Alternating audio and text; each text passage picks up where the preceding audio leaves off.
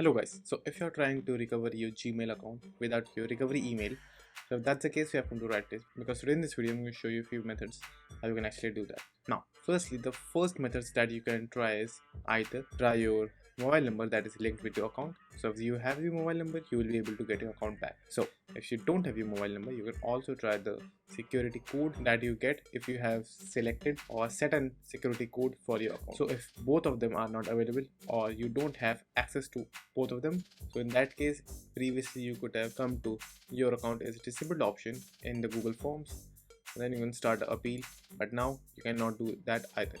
So basically, if you don't have access to neither your phone number or your security code or your secondary email, so if you don't have access to any of them, you will not be able to get your account back. So all you can do is try to contact the support team of Google and give them some information details like your personal details, driving license, etc.